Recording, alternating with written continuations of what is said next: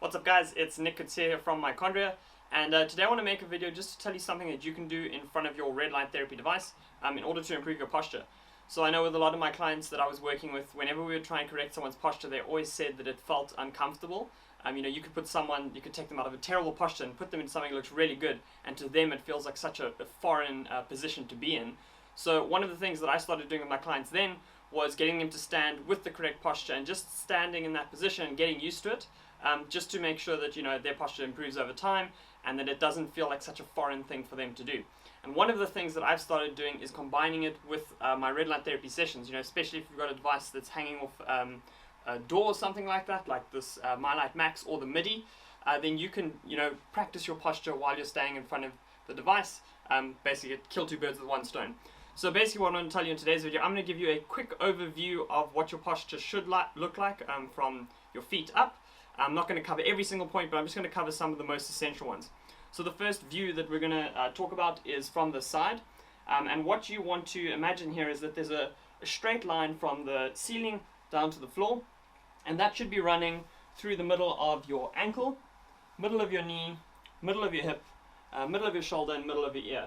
So some of the common things that you would see often people have, it's anterior shift of their pelvis. So the pelvis is ahead of their feet, causes a lot of compression on your back. And then what often comes along with this is they tend to round their upper back, something known as kyphosis or even desk posture. So people end up looking like this. So obviously when you first do this, you're probably going to want to have a mirror, but you want to make sure that your hips are back and over your heels and that your chest is nice and open. You don't want to be pulling your shoulder blades back too much. As I said, one of the points, your shoulder joint should be in line with your ears.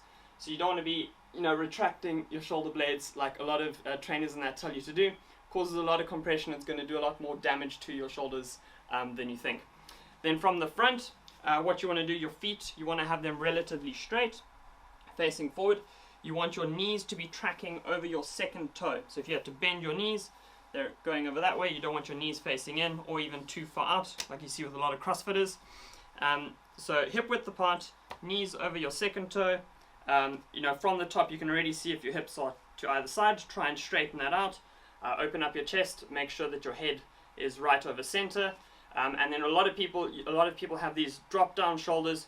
Make sure that your shoulders are nice and wide, and that you've got a pretty neutral posture. Once you've done that, obviously you can just stand in front of it. It might feel a bit uncomfortable, but if you've gone through all those checkpoints, then you know that you are in a better posture than you currently have or that your body is used to. And then if you guys have any questions from today's video, on red light or on the posture, you're welcome to reply to the email that I sent you today. But other than that, guys, I hope that you have a fantastic day further. Cheers.